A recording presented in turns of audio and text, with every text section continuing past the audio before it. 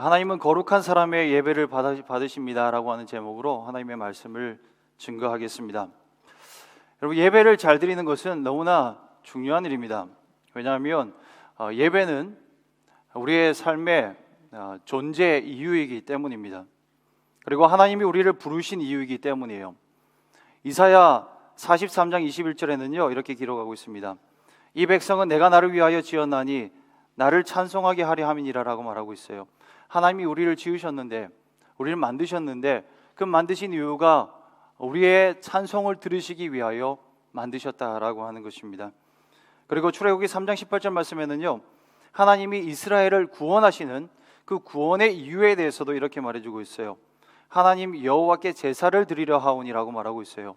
구원하신 이유까지도 하나님께 예배하기 위하여 우리를 구원하셨다라고 하는 것입니다. 그리고 베드로전서 2장 말씀에는요 우리를 왕같은 제사장으로 부르셨다라고 말하고 있습니다. 저와 여러분 모두가 우리 하나님께서 왕같은 제사장으로 부르신 줄로 믿습니다. 네, 우리 옆 사람에게 한번 고백하실까요?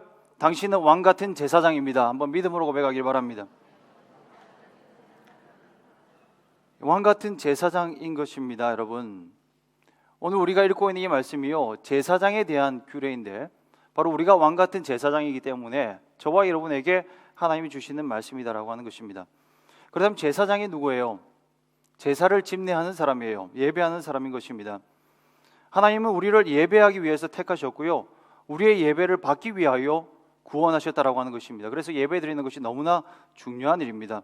바로 예배는 우리의 존재의 이유이자 하나님의 구원의 이유가 되어지기 때문입니다. 예배를 제대로 드리는 저와 여러분 되어지기 바랍니다. 예배는 너무나 중요한 거예요. 우리가 하는 일들 중에서요 참 많은 일들을 우리가 하고 살아가죠. 그러나 그 일들 중에서 우리의 일 자체가 목적인 경우는 극히 드뭅니다. 우리가 신앙생활을 하면서 참 중요하게 여기는 것들이 많이 있을 거예요. 말씀을 읽는다든지 공부한다든지, 그리고 신앙생활을 하면 뭐가 중요해요? 각자가 생각하는 게 다를 거예요. 전도를 중요하게 생각하는 사람이 있고 또 교제를 중요하게 생각하는 사람들이 있어요. 그러나 이런 일들은요 중요한 게 맞죠. 이 땅에서는 굉장한 중요한 일이 될 거예요. 그러나 이것 자체가 목적은 아니에요. 이걸 통해서 예수를 믿게 하는 거예요. 전도를 통해서 예수를 믿게 하고 성경 공부를 통해서 주님을 더 알게 하는 게 목적이에요. 그리고 이 모든 일들을 통해서 하나님의 몸된 교회가 굳건히 서는 것이 목적이 되어지는 거예요. 이것이 이 땅에서 너무나 고상한 일들이지만 우리 주님께서 다시 오셔서 완성될 주님의 나라에서는요 필요 없어질 그런 일들이 많이 있어요. 주님을 항상 뵙는 자리에 있는데 전도할 필요가 어디 있겠어요. 그리고 주님이 직접 말씀하시는 것을 듣는 자리에서 우리가 성경 공부를 한다고 있으면요 굉장히 웃긴 일이 될 거예요. 하나님이 직접 우리에게 깨달음을 주시고 말씀하고 계신데 우리 뒤돌아서서 그 말씀을 공부해야 된다고 우리끼리 모여 있으면 참 우스운 일이 분명히 될 겁니다. 여러분, 이렇게 없어질 것들을 참 우리는 많이 하고 살아가는데 분명히 없어지지 않는 것이 있는데요 그게 바로 예배예요. 오늘 우리가 예배하고 있지만 하늘에서도 천상의 예배, 천사들이 하나님 앞에 드리는 그 예배가 지금도 이루어지고 있어요. 그리고 주님의 나라에 가서도요 이 천상의 예배는 계속되어져요. 우리가 그 천상의 예배에 참여하여서 하나님을 높여드리고 그 영광을 누리는 자리에 나아가게 될 것입니다. 예배가 목적인 것입니다. 그래서 예배가 너무나 중요한 거예요. 우리의 존재의 목적이기 때문에 이 예배를 제대로 드려야만 하는 것입니다. 예배를 제대로 드리면요 우리가 무엇을 경험하게 되어지냐면 하나님의 임재의 충만함을 경험하게 될 거예요. 여러분, 예배 한번 잘 드리다가 인생이 완전히 바뀌는 것을 경험하는 사람들이 많이 있습니다. 우리가 하는 이런 일들, 어떤 일들도 이와 같은 극적인 경험을 주는 일은 없어요. 그러나 예배하다가 인생의 해답을 얻게 되어지고요 예배하다가 절망 중에 있던 사람들이 치유와 회복을 경험하게 되어지고요 예배하다가 잘못 가던 인생이 완전히 뒤집어져서 하나님의 길로 나아가는 역사가 일어나게 될 줄로 믿습니다. 오늘 저와 여러분이 드리는 이 예배가 그런 예배 되어지길 축원드립니다. 왜냐하면 주님이 임재하시기 때문이에요. 그 임재 가운데 놀라운 은혜와 축복을 경험하게 되어지는 거죠. 그래서 예배를 잘 드리는 것이요 관건이에요. 예배를 잘 드렸다라고 하는 말이 뭐냐면요 단순히 한번 우리가 은혜 받은 예배, 또 우리의 감동이 되어지는 설교를 듣고 돌아가는 예배가 아니에요. 예배를 잘 드렸다, 제대로 드렸다라고 하는 말은 하나님이 받으시는 예배를 드렸다라고 하는 그런 말이에요. 참 중요한 내용인데, 하나님이 받으시는 예배를 우리가 드려야 하는데 그것은 예배자의 조건이 갖춰져야 된다라고 하는 것을 오늘 말해주고 있어요. 어떤 조건이냐면 오늘 여러분 읽으셨던 것처럼 흠이 없어야 한다라고 하는 겁니다. 물론 예배물도 흠이 없어야 된다라고 하는 것을 우리 레위기 말씀 통해서 보고 있지만, 더 중요한 것은 예배자의 마음이, 예배자의 그 몸이 흠이 없어야 하나님이 받으신다라고 하는 것을 말해주고 있어요. 하나님은 흠이 없는 자의 거룩한 예배를 받으신 줄로 믿습니다. 흠이 없어야 되는 거예요. 거룩해져야 하나님이 받으시는 거예요. 오늘 본문 말씀에는 이것을 말씀하시면서 받지 않으시는 그 예배에 대해서 알려주고 있어요. 너무나 심각한 문제가 되어지죠. 여러분, 하나님께 예배하는 모습이 있어도 하나님은 안 받으시는 예배가 있다는 거예요. 모두가 다 똑같이 예배하는 것 같고 다 신앙생활을 하는 것 같지만 하나님이 받지 않으시는 예배가 있고 하나님이 전혀 기뻐하지 아니하시는 그런 예배자가 있다라고 오늘 말씀은 말해주고 있어요. 여러분, 우리의 삶의 목적이 예배라고 말씀드렸는데 만약에 하나님이 우리의 예배를 받지 않으신다면 이것은 그 어떤 것보다 굉장히 큰 위기가 될 것입니다. 예배 드리러 왔는데 만약에 하나님이 우리 예배를 받지 않으신다고 생각해 보세요. 하나님이 우리의 예배를 싫어하시고 토해내신다고 생각해 보세요. 이것만큼 비극은 없을 거예요. 그런데 문제는요, 그런 예배가 있다는 거예요. 그 오늘 저와 여러분에게 고발해주고 있어요. 여러분, 예배의 위기는요, 우리의 존재의 위기가 되어져요. 우리의 존재의 이유니까요. 모든 것이 잘 되어진다 하여도 우리가 만약에 예배에 실패해버리고 하나님이 그 예배를 받지 않으신다면 완전히 실패한 인생이 되어져 버려요. 삶이 완전히 뒤흔들리게 되어지고요, 결국은 조금 못 가서 쓰러지는 인생이 되어지게 됩니다. 그러나 반대로 우리 모든 것이 다 실패하는 삶을 살아간다 하더라도 만약에 예배하는 자리에서 하나님을 만나고 하나님의 말씀을 들으면요, 결국은 하나님이 인도하시는 길로 가기 때문에 성공적인 인생, 하나님이 기뻐하시는 인생이 되는 것입니다. 그러면 하나님은 어떤 예배를 받지 않으신다고 말했어요? 흠이 있는 자의 예배는 받지 않으신다라고 오늘 말씀하고 있어요. 신체적인 흠이 있는 자를 언급하고 있어요. 맹인, 저는 자, 외모가 손상된 자, 변형된 자, 손발이 부러진 자, 곱사등이나 난쟁이, 눈에 결함이 있거나 괴혈병이나 버짐이 있는 자, 고환이 상한 자의 제사를 받지 않으신다라고 오늘 말씀 말하고 있어요. 또 성물을 먹지 못한 자도 있다고 말하고 있죠.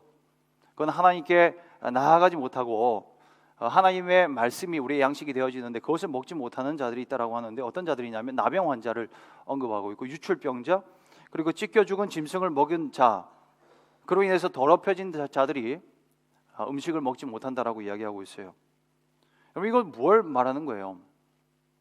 단편적으로 이 말씀을 보면요, 장애인이나 또 어떤 그 결함이 있는 자들은 목회자가 되어지지 못하고 또 하나님 앞에 예배하지 못한다라고 우리가 생각할 수 있는데요, 여러분 실제로 그렇습니까?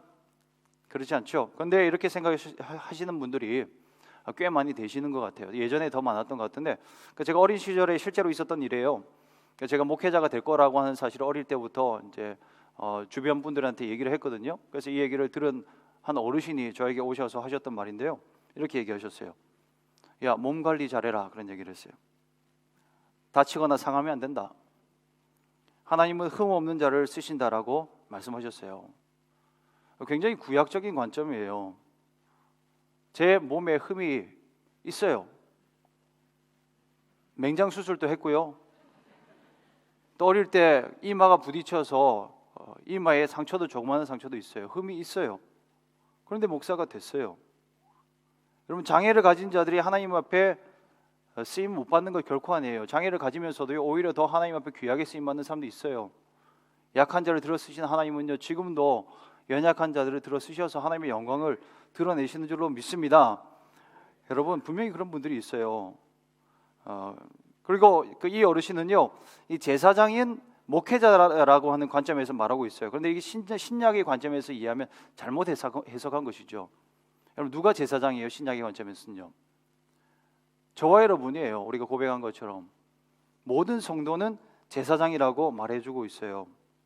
물론 역할적으로 볼 때 구약의 제사장직과 오늘날 목회자의 그런 그 롤은 좀 비슷한 점이 있긴 있어요. 그래서 직분자들 또 목회자들이 제사장의 직분이나 어떤 규례에 대해서 좀 집중적으로 보고 공부하고 따라가는 거 필요한 일이라고 생각 들어요. 그러나 정말 성경이 말하는 건 또 주님의 관점에서 보면요, 목회자뿐만 아니라 오늘 모든 성도들, 그리스도를 따르는 모든 자들이 제사장적인 역할을 감당해야 된다라고 하는 것을 말해주고 있어요. 그래서 여기서 또 언급된 흠이라고 하는 부분도요, 잘못 그분이 이해하신 거죠. 단지 육체적인 흠이 아니라, 전혀 그게 아니라 영적인 흠을 말하는 거예요. 예수님이 이 땅 가운데 오셔서 공생의 기간 동안에 하신 일이 무엇입니까? 지극히 거룩하신 그 예수님께서 그분이 가신 곳이 어디였어요? 나사렛이었어요. 별명이 나사렛 예수죠. 그 나사렛이라는 동네로 가셨는데, 그 나사렛이라고 하는 동네는요, 예루살렘에서 굉장히 거리가 먼 그런 변두리 촌동네였어요. 그래서 그 이스라엘 사람들은요, 그 나사렛을 보면서 거의 이방 나라 취급을 했거든요. 그래서 나사렛 출신이다, 나사렛에서 사는 사람이다라고 하면 거의 그 출신 자체가 핸디캡인 거예요. 거기 출신? 거기 출신이 뭐 선한 것 하겠냐 하는 그런 말을 들은 분이셨어요. 또 거기서 만난 사람들이 누구셨습니까? 우리 예수님께서는 소외된 자들을 만났어요. 장애인들을 만나셨어요. 만나셔서 맹인들의 눈을 뜨게 하셨죠. 앉은 뱅이를 일으키셨죠. 그리고 난장이의 집에 찾아가서 그와 교제한 것이 우리 예수님의 삶의 모습이었어요. 여러분, 예수님께서 우리에게 말씀해 주신 게 뭐예요? 구약에 기록된 그 흠이요, 육체적인 흠이 아니라 우리에게 있는 영적인 흠이다라고 하는 것을 분명히 예수님은 드러내주고 있는 거예요. 그러면 우리가 드릴 하나님이 받으실 만한 예배가 뭐라고 오늘 본문은 말씀하고 있는 거예요. 그럼 바로 흠이 없는 자의 예배인데, 바로 영적인 흠이 없는 예배, 바로 거룩한 예배, 거룩한 자의 예배를 하나님은 받으신다라고 하는 것을 말해주고 있어요. 로마서 12장 1절이 말하고 있는 것처럼 거룩한 예배입니다. 우리의 몸과 마음으로 하나님을 영화롭게 하는 거룩의 예배, 그래서 오늘 우리에게 요청하고 있는 것입니다. 그래서 오늘 말씀의 키워드는 거룩이에요. 거룩. 이 거룩이라고 하는 단어는 참 인기가 없는 단어죠. 세상 사람들은요, 이 거룩이라고 하는 단어 자체를 몰라요. 그럼 그거 아세요? 교회 생활하지 않으면 잘 몰라요. 교회 처음 오면요, 이 거룩이라고 하는 말을 처음 들어보죠. 세상 사람들은 거룩이 무엇인지 몰라요. 그럼 신자들은 어떻겠습니까? 물론 들어봐서 알긴 알아요. 그런데 개념이 확실하지 않아요. 그리고 별로 좋아하지를 않아요. 할 수 있으면 어떻습니까? 언급하지 않고 피해 가려고 하는 그런 단어가 거룩이에요. 심지어 설교자들조차도 거룩이라고 하는 말을 잘 사용하지 않아요. 부담스럽거든요. 사람들이 별로 좋아하지 않거든요. 인터넷에 참 많은 설교들이 올라와 있죠. 저도 이 설교 준비하려고 한번 찾아봤는데 찾기가 쉽지가 않아요. 거룩이라고 하는 주제를 다룬 설교자들이 그렇게 많지 않다고 하는 것을 알게 되어져요. 인기가 없는 단어예요, 참. 사람들이 거룩에 대한 그 이야기를 듣고 싶어 하지 않기 때문이에요. 달콤한 설교, 은혜로운 설교는 참 좋아해요. 부드러운 설교. 아멘하기는 쉬워요. 그런데 거룩은 쉽게 잘 안 들립니다. 성경 말씀도 그렇잖아요. 레위기가 별로 인기가 없어요. 큐티 본문이 레위기가 또 나온 걸 보신 여러분의 마음이 어떠셨어요? 다시 레위기구나. 좀 그런 막막한 마음을 느끼지 않으셨습니까? 부담스럽기 때문이에요. 어렵기도 하지만 부담스럽기 때문이에요. 왜냐하면 레위기가 지속적으로 아주 집중적으로 한결같이 집요하게 언급하고 있는 게 뭐냐면 거룩의 문제거든요. 거룩하라 거룩하라 얘기를 하고 있거든요. 그러니까 부담이 되는 거죠. 저도 이제 주일 설교를 아주 오래간만에 하는데요. 오래간만에 하죠. 그래서 오랜만에 하기 때문에 미리 본문을 좀 살펴봐야 될 거 아니에요. 원래 제 순서상으로는 9월 말에 제가 설교 순서였어요. 그래서 본문을 한 달 전에 미리 봤는데 본문이 뭐였냐면 시편 말씀이었어요. 그 내용들 살펴보니까 마음에 들었어요. 야, 이거 하면 오랜만에 우리 성도님들에게 부드러운 설교, 그렇죠? 크게 고함 지르지 않아도 되는 설교, 은혜로운 설교를 할 수 있겠구나. 굉장히 마음에 들었었어요. 그래서 이거 하면 이제 끝났다 그러면서 생각을 하고 있었는데요. 그런데 이제 우리 사랑하고 존경하는 오 목사님의 출타로 인해서 이게 순서가 바뀌어졌어요. 그래서 저에게 이 거룩이라고 하는 주제가 주어져서 처음 순간적으로 마음은 솔직하게 조금 어려운 것이 사실이었습니다만은 그러나 마음을 가다듬고 하나님께 여쭤봤어요. 하나님 이 말씀을 함께 다루기를 원하십니까? 물을 때 정말 하나님이 이걸 우리에게 다루시길 원하시는구나. 다른 사람이 아니라 나에게 다루시길 원하시고 또 사랑하는 하나님의 백성들인 우리 중앙장로교회 나의 사랑하는 백성에게 이 문제를 내가 간절히 다루기를 원한다라고 하는 것을 느낄 수 있었어요. 할렐루야. 오늘 저와 여러분에게 말씀하신 줄로 믿습니다. 모세에게 여호와께서 말씀하시니라라고 말씀하고 있는데요, 여러분 이름을 바꾸세요. 여호와께서 오늘 나에게 말씀하시니라, 그렇게 말하고 있는 거예요. 우리는 수많은 주제로 공부를 하는데요, 거룩이라고 하는 주제로 집중적으로 공부한 기억은 별로 없는 것 같아요. 이 거룩이라고 하는 개념 자체가 인간에게는 굉장히 낯선 개념이 맞아요. 왠지 거리를 두고 싶어 하죠. 거룩이 뭔지를 우리가 모르기 때문이에요. 우리 것이 아니에요. 기준 자체가 우리에게 나올 수가 없는 주제예요. 그런데 우리 이게 하나님 편으로 가면요, 완전히 이야기가 달라져 버려요. 우리 하나님은 어떤 것보다 거룩에 집중하시는 분이십니다. 그 어떤 것보다 우리 하나님은 거룩에 관심을 가지고 계십니다. 왜냐하면 하나님은 거룩하신 하나님이시기 때문입니다. 하나님의 성품이 여러 가지의 성품이 있지만 가장 한가운데 뭐가 있는 줄 아세요? 바로 이 거룩이 있어요. 하나님은 거룩하신 하나님이세요. 거룩이라고 하는 단어를 빼놓고는요, 하나님을 결코 이야기할 수가 없어요. 그리고 하나님은 거룩에 대해서 철저한 태도를 보이세요. 거룩에 대해서는요, 우리 하나님은 한치의 양보도 없으신 분이세요. 만약에 누군가가 이 하나님의 거룩에 대해서 침해하려고 한다면 하나님은 분노하세요. 누가 나의 거룩을 침해하려고 하느냐 라고 하면서 하나님은 진노를 발하세요. 거룩하신 하나님이기 때문에 그래요. 우리는 사랑의 하나님에 대해서는 굉장히 익숙합니다. 그러나 거룩을 제쳐두고 하나님의 사랑을 이야기할 수가 없어요. 그렇지 않습니까? 거룩을 생각하지 않고 사랑을 말할 수가 없어요. 여러분, 거룩이 없고 정결함이 없는 사랑이 사랑일 수 있겠습니까? 그건 사랑이 아니에요. 그건 음행이에요. 난잡한 사랑은 사랑이 아니에요. 음행이에요. 그래서 하나님은 거룩에 대해서 적극적으로 말하는 분이십니다. 거룩을 지키시는 분이십니다.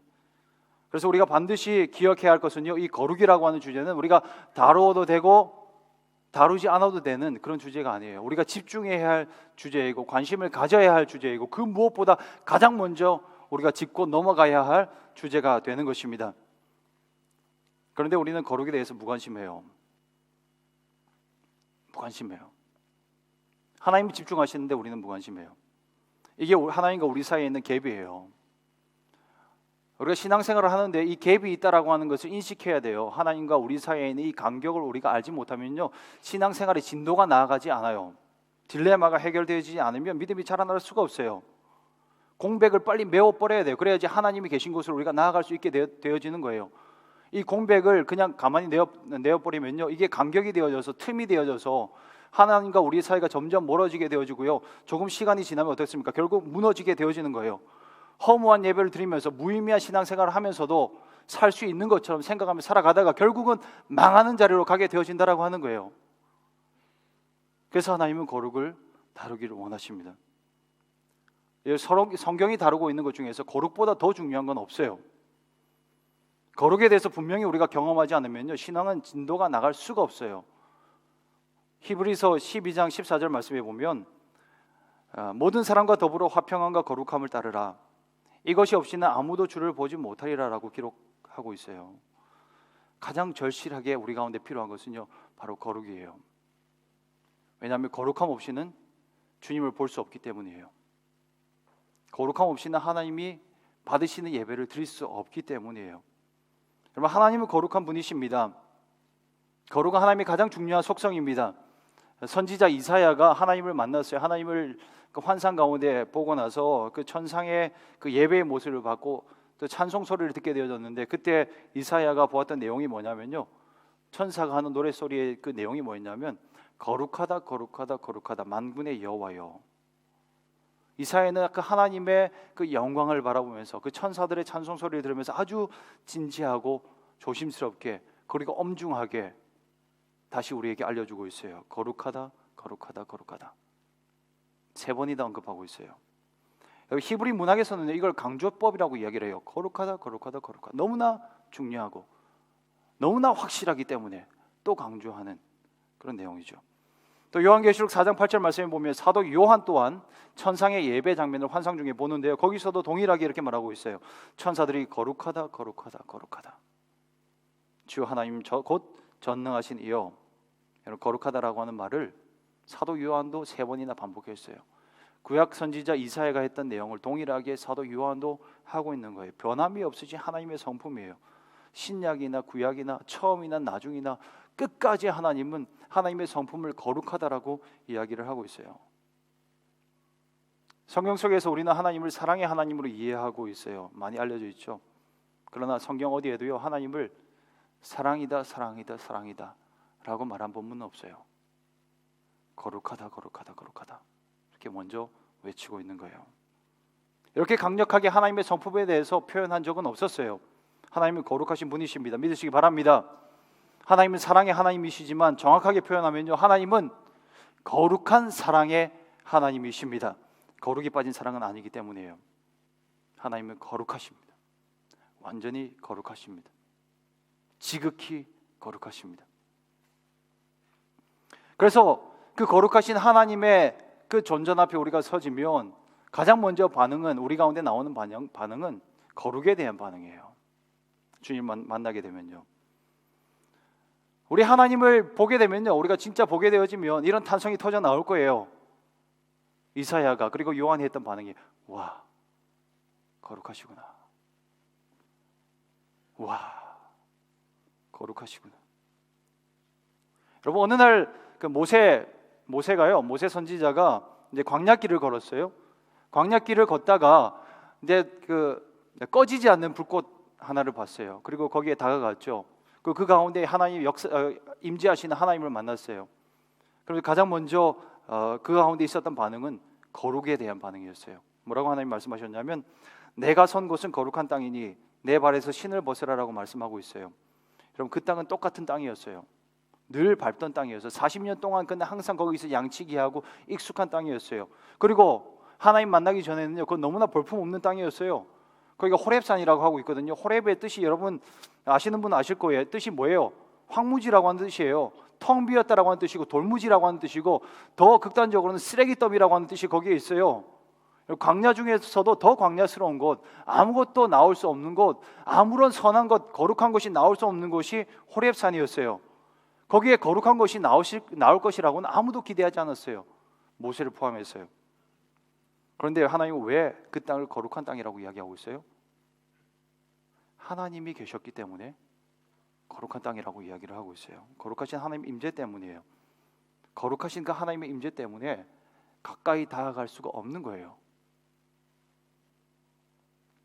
이게 하나님과 우리 사이에 있는 간격이에요. 분명히 간격이 있어요. 하나님 거룩하신데 우리는 어떻습니까?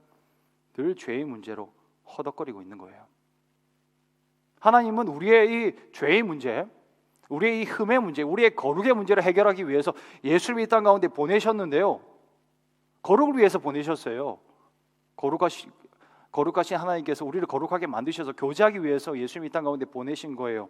그런데 우리는 여전히 죄의 문제 가운데 허덕거리고 있기 때문에 하나님과의 교제를 충만히 경험하지 못해요. 예배를 드리지 못해요. 거룩의 문제가 해결되지 않으면요, 우리는 하나님을 만날 수 없습니다. 그러니까 늘 신앙생활을 하면서도, 예배를 드리면서도 늘 허공에다가 하는 것 같고, 늘 뭔가 아닌 것 같은 그런 순간을 보내고 계시다면요, 여러분 이 시간 다시 한번 저 여러분의 삶에 거룩이 회복되어져서 하나님이 받으실 만한 예배 드리길 주님의 이름으로 축원드립니다. 여러분, 가장 귀중하게 여기는, 하나님이 가장 귀중하게 여기는 그 고귀한 성품인 거룩을 우리가 또한 고귀하게 여길 때 이제는 우리 하나님과 우리가 만나는 그 접촉점이 생기게 되어져요. 드디어 마주하게 되어져요. 그러므로 우리가 예배 드릴 때 우리가 가져야 할 가장 중요한 태도는 거룩에 대해서 중요하게 생각하는 태도일 거예요. 거룩에 대해서 소홀히 여긴 채 예배하는 자의 예배를 하나님 받으실 수가 없어요. 여러분, 두렵고 떨리는 마음으로 하나님 앞에 나아가야 돼요. 하나님을 경외하는 마음으로 우리 하나님을 예배해야 될 줄로 믿습니다. 아주 중요하게 생각해야 돼요. 하나님을 두려워하지 않은 채, 우리가 거룩하지 않은 채 예배드리면서 단순히 한번 예배 실패하는 것으로 끝났다. 여러분, 끝난 게 아니에요. 오늘 예배 그냥 감동 적었어.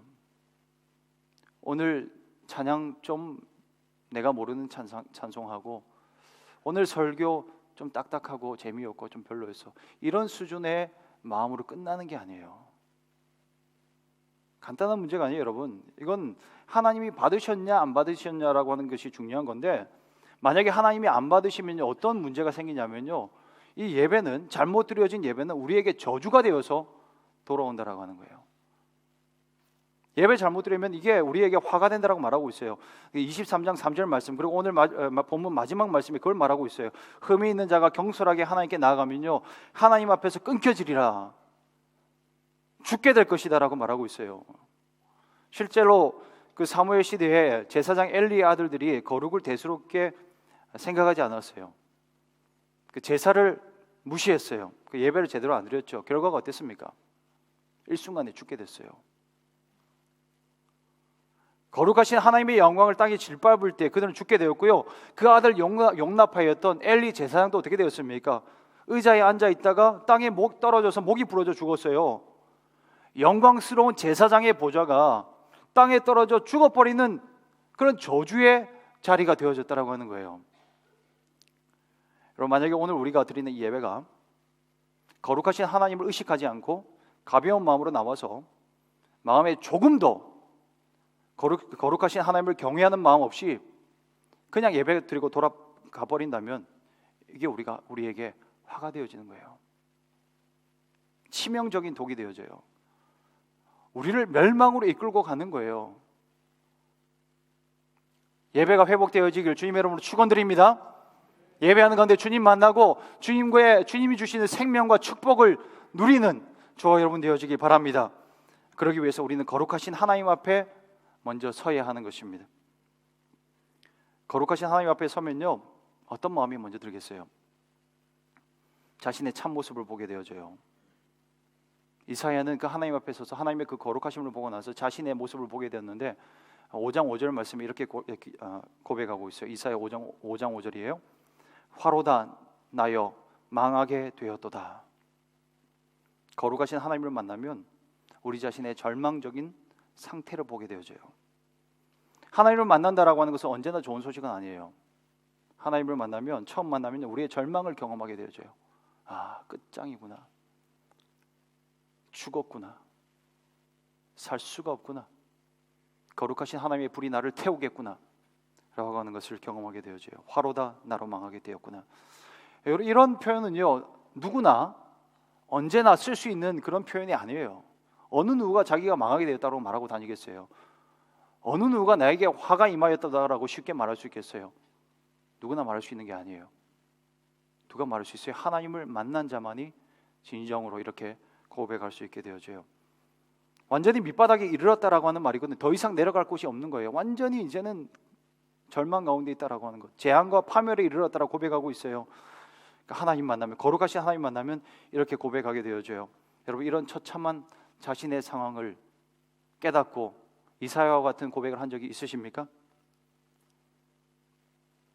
하나님 앞에 온전히 서기 위해서, 하나님이 받으실 만한 그런 예배를 드리기 위해서 이런 과정이 우리에게는 필요합니다.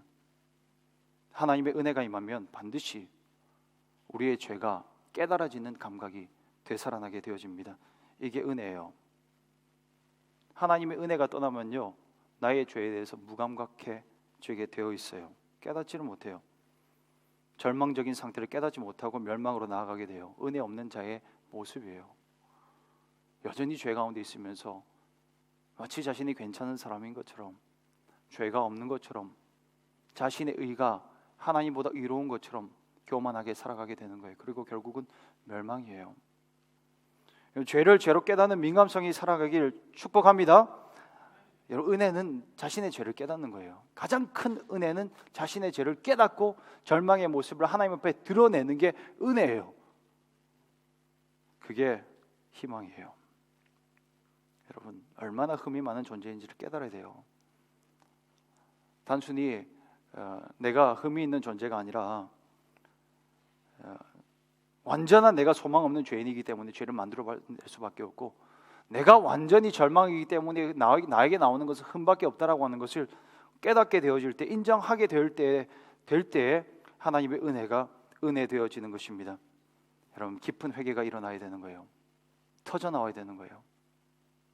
그런데 이 깊은 회개는요, 우리 스스로는 불가능해요. 우리가 스스로를 돌아보는 것, 또 우리의 내면을 들여다보는 것은 한계가 있어요. 우리 스스로 할 수 있는 일이 아니에요.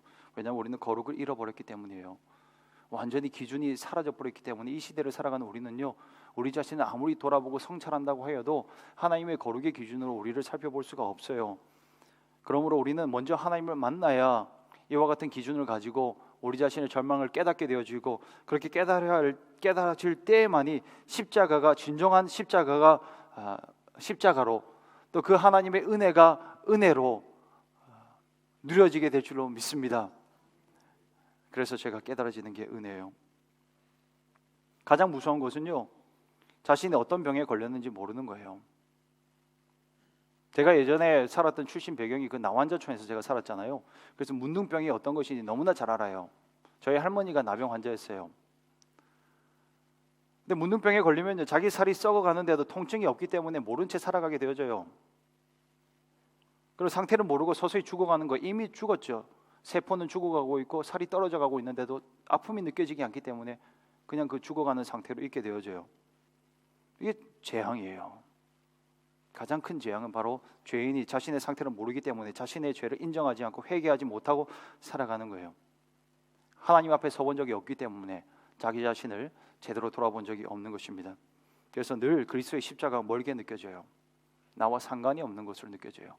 교회에서 십자가 얘기 늘 하는데 이게 나와 상관이 없는 거예요. 소망이 없는 삶을 계속 살아가게 되는 거죠. 여러분, 비참한 그 자신의 모습으로 인해서 통곡해 본 사람만이 십자가가 왜 십자가야만 했는지, 왜 하나님이 아들이 이 땅 가운데 나를 위해서 보내셔야만 했는지, 하나님은 나를 위하여서 이와 같은 은혜를 베푸셔야만 했는지를 알게 되어지는 거예요. 정신없이 한번 뒹굴어 봐야 되는 거예요. 자신의 죄 때문에. 내가 이렇구나. 주님을 만나야 볼 수가 있습니다. 그래서 베드로가 주님을 처음 만나고 나서 그렇게 고백하죠. 주여, 나는 죄인이로소이다. 나를 떠나소서. 주와 함께 있는 것은 내가 감당하지 못하겠습니다라고 고백하는 것입니다. 여러분, 극적으로 주님을 처음 만날 때 하는 것이 이 경험이지만, 그러나 지속적으로 이 경험은 해야 되는 것입니다. 왜냐하면 하나님께 나아가면 나아갈수록 나의 죄가 더욱더 선명해지는 것을 우리는 경험하기 때문입니다. 더 선명해지면서 어떻습니까? 우리는 더욱더 그리스도의 십자가 외에는 다른 것을 붙잡지 않게 되어지는 겁니다. 더욱더 굳건하게 붙잡고, 나에게 이것이 은혜입니다. 이것만이 나에게 희망입니다. 주님, 십자가를 붙잡습니다 라고 고백할 수 있는 것입니다. 여러분,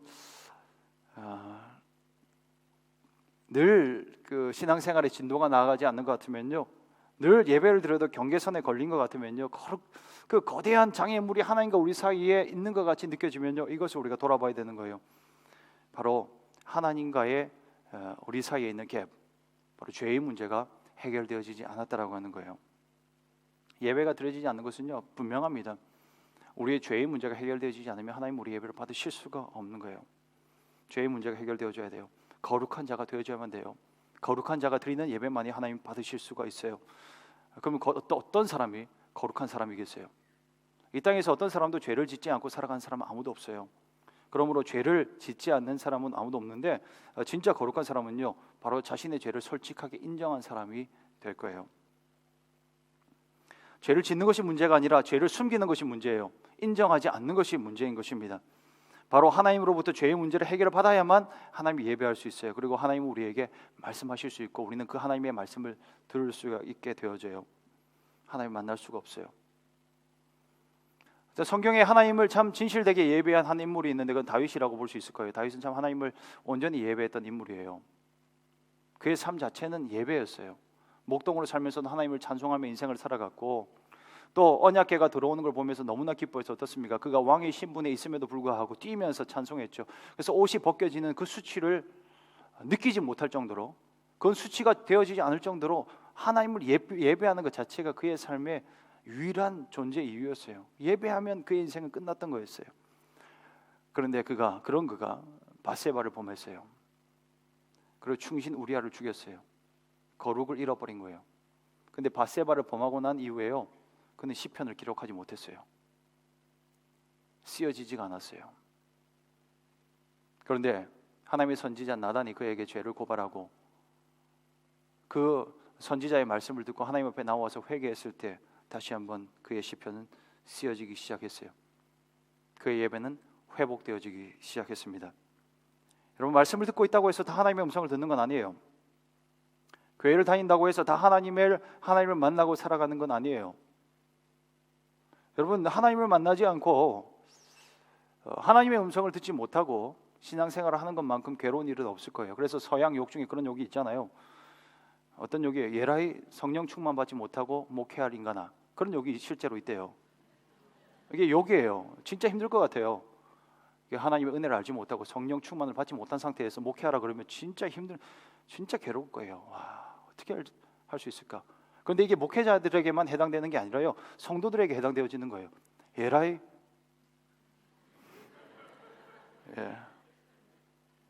힘든 일이에요. 예배하는데, 찬송을 하는데 감격이 없어요. 설교를 듣는데, 하나님의 말씀을 듣는데 나와 상관없는 말씀이에요. 그런데 앉아 있어야 돼요. 또 예수 믿는 척 해야 돼요. 거룩한 척 해야 돼요. 이것만큼 괴로운 인생 없어요. 만약 이런 분들이 계시다면 심심한 위로의 말씀을 드립니다. 여러분, 하나님 만나야 되는 거예요. 하나님 만나야 돼요. 하나님이 받으시는 예배를 드려야 돼요. 어떻게 해요? 죄의 문제를 해결해야, 우리의 거룩이 회복되어져야 하나님이 받으실 만한 그 예배 드릴 수 있어요. 죄의 문제를 해결해야 하나님의 음성을 들을 수 있는 수신 장치가 다시 작동되어지기 시작해요. 그러므로 죄 용서에 대한 경험이 필요한 거예요. 십자가 앞에 나가서 그 보혈의 은혜, 그 생명수를 경험해야 되어지는 거예요. 그래야 우리의 마음속에 있는 그 찌꺼기들이 씻겨지게 되어지고요, 그 하나님의 말씀을 향한 수신기가 제대로 작동되어져서 하나님 말씀하시는군요, 나에게 말씀하시는군요, 예, 그럼 내가 그 길로 기쁨으로 나아가겠습니다 라고 우리가 자발적으로 순종하게 나아갈 수 있고요, 그 길로 나아가게 되면 하나님의 영광에 충만한 것을 보게 되어지는 것입니다. 예배하는 가운데 주님을 만나시길 축복합니다. 주님의 영광의 모습을 날마다 바라보시고 살아가시기를 간절히 축원합니다. 하나님의 영광을 본 자만이 우리 주의 일을 감당할 수 있습니다. 제사장이라고 그랬는데 제사장은 직무가 있어요. 그 직무를 감당할 수 있는 것은요, 영광을 경험해야 되는 거예요. 그 예배가 중요한 거죠. 이사야 선지자는요, 그 거룩하신 하나님의 그 임재 가운데 하나님의 영광에 충만한 것을 보았어요. 그리고 하나님의 부르심에 자발적으로 순종할 수 있었어요. 너무나 힘든 일이지만 하나님의 영광이 자신을 압도하는 경험이 있었기 때문에 그 순종의 길로 나아갈 수 있었다라고 하는 것입니다. 하나님의 영광을 본 자는요, 세상의 영광을 구하지 않습니다. 하나님의 영광이 충만함을 경험한 사람은요, 다른 거 구하지 않아요. 그 길로 가게 되어 있어요. 신앙생활을 이렇게 하는 거예요. 적용적인 그 결론의 말씀을 드리려고 하는데요, 하나님은 거룩하신 하나님이십니다. 그리고 그 하나님은 거룩의 생명을 거시는 분이십니다. 우리의 거룩을 위해서 아들을 죽기까지 보내신 분이십니다. 단지 우리의 거룩을 위해서요. 거룩을 빼면요, 아무것도 말할 수가 없어요. 그래서 우리는 죄의 민감성을 놓치면 안 돼요. 그걸 놓치면 모든 게 무너져 버리는 경험을 하게 되어져요. 우리는 이 절망의 시대를 우리가 살아가고 있어요. 호주나 한국이나 마찬가지인 것 같아요. 한국이 하나님의 큰 은혜를 누렸었는데 그 수년 전까지만 해도 하나님의 그 놀라운 부흥과 회복을 경험했었는데요, 지금은 어떻습니까? 하나님의 은혜를 잊고 살아가고 있어요. 하나님의 영광이 떠나버렸다라고 이야기를 하고 있어요. 우상 숭배가 가득해요. 탐욕이 가득해요. 세상 사람들과 구별 없이 살아가고 있어요. 그 예배가 하나님이 받지 않는 예배가 되어져 버렸어요. 호주는 다릅니까? 세상에서 가장 살기 좋은 나라라고 하는데, 그러나 들여다보면 어때요? 영적인 타락이 극에 달했어요. 영적으로는 가난한 줄도 모르고 육적으로 부유하니까 갈급함없이 살아가고 있어요. 단적인 예예요. 이건 단적인 예인데, 이게 동성 결혼 찬반 투표 여론조사를 했다면서요. 근데 보니까 호주 전체로 치면요, 30%가 단지 30%만이 반대를 했고요. 우리가 살아가는 이 NSW 그리고 멜번 지역에서는요 10%만이 동성 결혼에 대해서 반대를 했다라고 말하고 있어요. 얼마나 극단적으로 타락한 시대를, 이 사회를 우리가 살아가고 있는지를 알려주고 있어요. 다들 눈이 먹어버렸어요. 귀가 먹었어요. 영적인 병이 들어서 멸망으로 나아가고 있는데 알지 못하고 살아가고 있어요. 이런 절망의 시대를 우리가 살아가고 있는데 이게 지금 누구의 탓이냐? 남들의 탓으로 돌려서는 안 돼요. 바로 우리의 죄로 돌려야 돼요. 왜냐하면 우리가 제사장이기 때문에 그래요. 우리가 제사장 나라이기 때문에 그래요. 제사장 나라가 거룩으로 흠이 없이 하나님께 예배하고 영광을 보고 이 땅 가운데 나아가서 거룩으로 이 땅을 치유하고 살아가야 되는데 그 역할을 감당하지 못하니까 어떻습니까? 지금 이 지경이 되어져 버렸습니다. 오늘 그래서 우리는 하나님의 거룩하심 앞에서 나 자신을 위해서도 기도해야 되겠지만 이 시대를 위해서 기도해야 될 겁니다. 주님, 용서해 주세요. 내 죄악 때문입니다. 내가 기도하지 않았기 때문입니다. 내가 거룩하지 않았기 때문입니다. 내가 불의로 살아갔기 때문입니다. 용서해 주세요. 나를 용서해 주세요. 이 땅의 황무함을 보시고 먼저 그 전에 나의 황무함을 보셔서 좀 거룩이 회복되어지게 해주세요. 그래서 좀 나를 살려주시고 우리의 가정도 살려주시고 교회도 살려주시고 이 사회도 하나님 살려주십시오. 그렇게 기도해야 될 줄로 믿습니다. 여러분, 저와 여러분을 거룩한 씨로 남겨둔 줄로 믿습니다. 우리 시드니 중앙장로교회를 하나님께서 그렇게 보고 계신 줄로 믿습니다. 여러분, 거룩한 씨앗이에요. 생명의 불씨를, 거룩한 생명의 불씨를 밝혀야만 되는 거예요. 거룩한 백성들이요, 생명처럼 거룩을 붙들어야 되는 거예요. 숨기지 마세요. 우리 죄악을 숨기지 마시고 하나님 앞에 다 고백하세요. 다 고백하시고 하나님 나를 용서해 주시고 다시 한번 새롭게 하여 주십시오. 다른 것 하지 않아도 되는 거예요. 이 시대 가장 절박한 주제가 거룩이에요. 가장 절박한 주제예요. 그래서 우리 교회에서 물론 지금 연말 준비하면서 내년도 사역들 이것저것 준비하고 또 프로그램들 준비하고 있지만 이것저것 하지 않아도 괜찮아요. 거룩을 붙잡아야 되는 거예요. 다른 업적으로 할 수 있는 게 아니에요. 다른 대단한 사역으로 할 수 있는 건 아니에요. 우리가 거룩을 붙잡고 나아가면, 내가 거룩하고 하나님이 나를 붙잡고 나아가기만 하면, 나를 사용하신다 하면 이 시대 가운데 하나님의 다시 한번 부흥을 주시는 것을 경험하게 될 줄로 믿습니다. 거룩을 잃어버리고서는 아무것도 할 수가 없습니다. 어떠한 능력도 나타낼 수 없습니다. 그러나 거룩을 추구할 때 우리의 눈이 열려지게 될 거예요. 우리의 귀가 열려지게 될 거예요.